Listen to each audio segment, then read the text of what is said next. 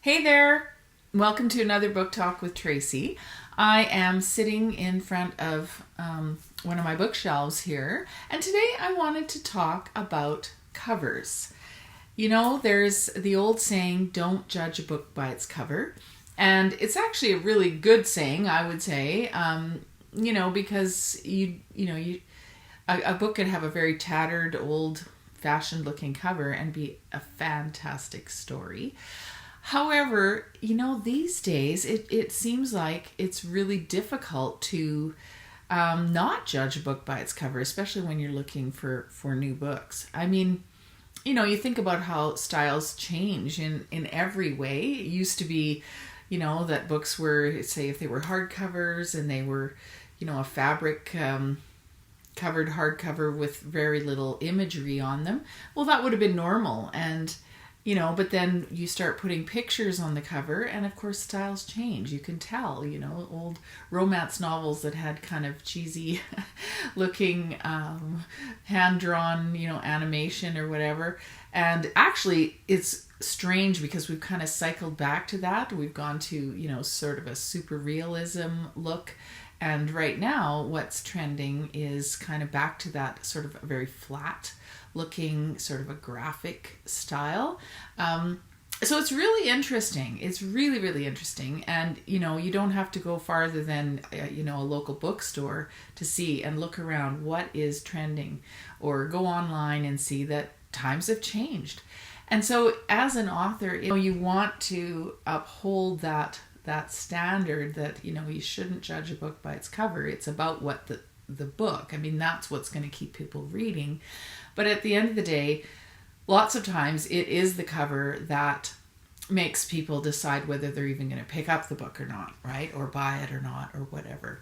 So the reason I'm thinking about this is I have recently refreshed a whole series of covers for my 3-strand cord series. And I'm going to hold up, I don't have I don't have paperbacks of the covers yet, and I actually am not sure if I'm going to even put them into paperback version. But right now, at this point in time, these are the new refreshed covers. So there they are, 3-strand cord, Blood Ties, and Tempest Tossed. And I really wrestled with this. It's something I'd been working on for quite a while, actually. Because I really liked the old covers. And I'll show you what I mean. I've got them here. So here's 3-strand cord. Here's Blood Ties. And then we have Tempest Tossed. And I actually really liked the way they all are very similar. They have this band across the middle. They have this imagery of the friendship bracelet, which is, kind of an important symbol in the book. And then there's something at the bottom, the imagery at the bottom that, ties it in. There's the 3 friends. Here we've got in Blood Ties, they are on a ranch part of the time, and it's a romance. And then we've got the 3 friends again here with some tropical things happening. So we got diamonds on the back. I really liked these covers, and I like the way that they, look together, even the spines and stuff. But apparently they just weren't trending. And so I decided, you know what, just for experimental sake, I'm going to see about refreshing those covers. So that's what I have done. And, we'll see how it goes. The stories themselves haven't changed. So again, the old saying, don't judge a book by its cover, kind of holds true in that regard. But how are you going to know if you like the book if you don't pick it up? So that's what got me thinking about talking about this today. And it made me think about other authors that I know who have gone through this recently. There was one series that I loved by an author named Dana Pratola, her Descended series, and I loved the original covers. They had a tree. Each one had a tree on the front. The first cover was kind of I don't know if it was supposed to signify winter, maybe, but it was almost like the 4 seasons in these different trees on the cover, and I loved them. I thought they were great. But then she refreshed them with sort of angel wing looking covers, and I think now they've been refreshed again, and it's like, well, you know, you do what you have to do as an author to try and get more eyeballs on your book, so to speak. You know, and this isn't the first time I've had to do it. Certainly with my very first book, which I have here. This one was published, my very first book, published by a traditional publisher, Strategic Book. And then when I got the rights back to that, I actually changed the cover and the title, to Conspiracy of Bones. So it is different. I think this cover is more modern, although it's already been around for a while, you know, but even the font kind of has a little bit more of that, I don't know, it looks like it could be from a dig site or whatever, because it is about an archaeologist, but some of the elements are still the same. Like we have the pterodactyl in both. The pterodactyl's up here flying, it's very light, and the scientist, and, you know, a city. So there's some elements the same, and even I tried to, you know, went with, when we were designing this cover, some of the orange color to kind of pick up on, you know, so there was some bridge between the two. And then one thing led to another. I got the rights back to this one, Play It Again, and actually this is quite graphic. It actually, I think, is still a pretty relevant looking cover. But I did want to make the refreshed cover fit better with this book, because they are, you know, a set. So again, we used a different font.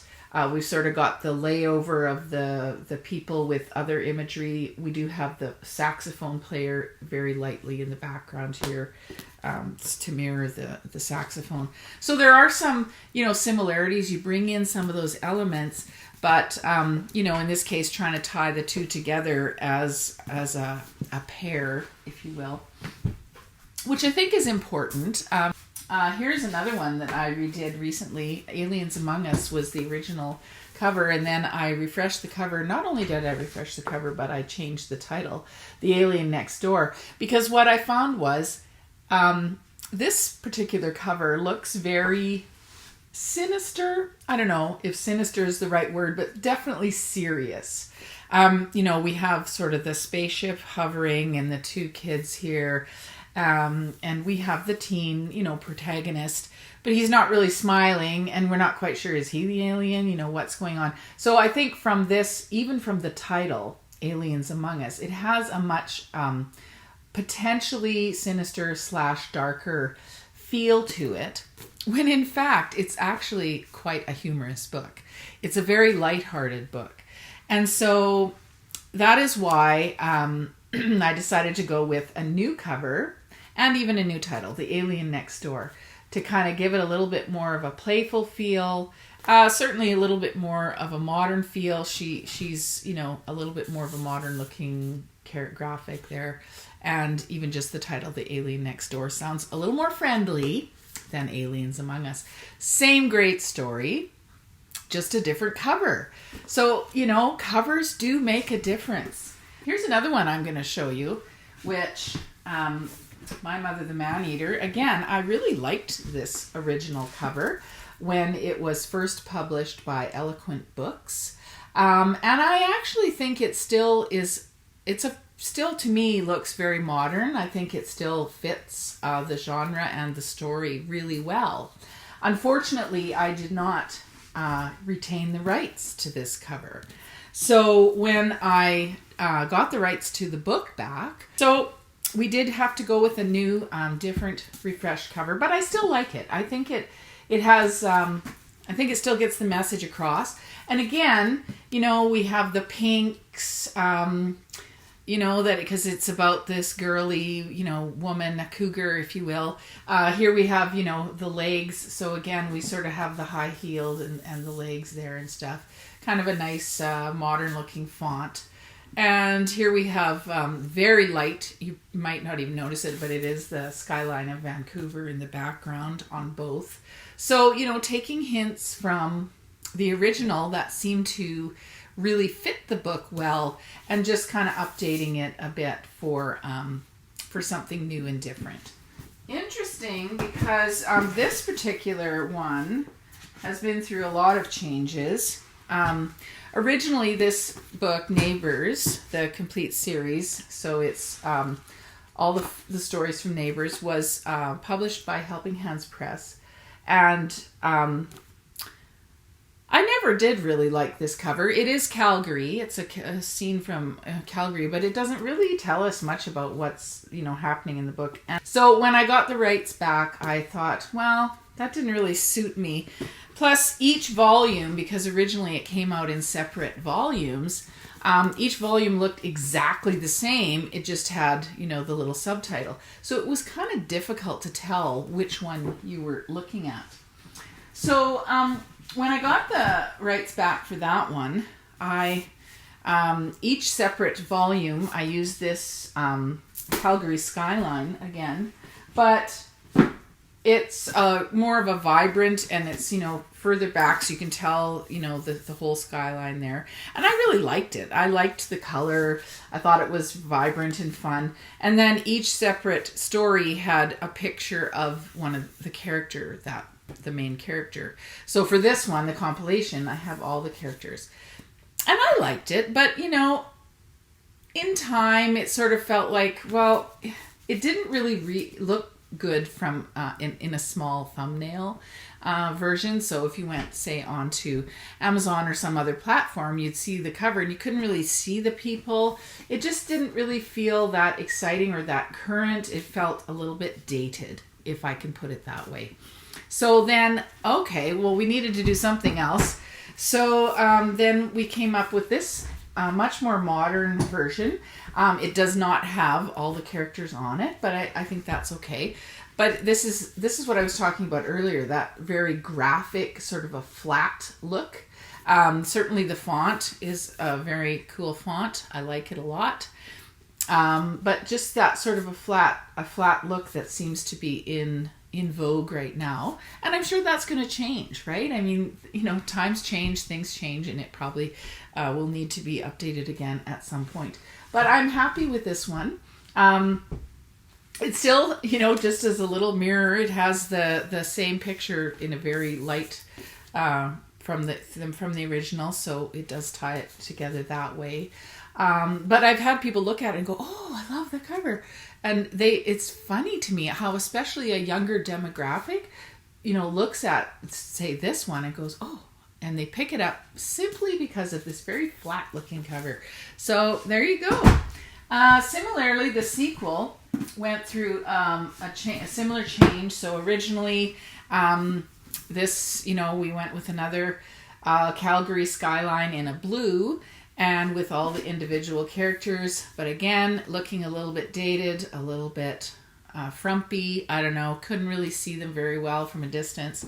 So here's the new version of that. Again, very flat. Don't judge a book by its cover, but on the other hand, it really does make a difference. One of my current favorite authors, G.L. Robinson, writes Regency, and she just recently refreshed all of her covers, and she's got tons of books. And I actually even mentioned it to her and said, "Wow, I'm loving your new covers." And her old covers were very good for, I guess, the genre. They were usually, they looked like they came from about 1825. The art was kind of old-fashioned looking, but it looked like something maybe Jane Austen would have put on her books. But, styles change. Like that sort of Rembrandt-esque, rotund-looking female isn't really the current, style vision of beauty anymore. And so she was able to refresh her covers. They still, so that they appeal more to a modern reader, but they still look like they're from the era. It's just fresh, and it just gives a new life. So that is what I am hoping is going to happen. Certainly, as you can see, some of my own books have gone through quite a few changes in that regard, and it's just one of those things, that new editions come out, and even if it's the same great book, sometimes a little refreshing helps to get people's eyes looking and picking them up so they're read. So that's all I wanted to show you today in Book Talk. I see that this one's a little bit longer than normal, but it was fun, and I hope to see you again next time on Book Talk with Tracy. Please visit my website, tracykrause.com, and we will see you again next time. Bye for now.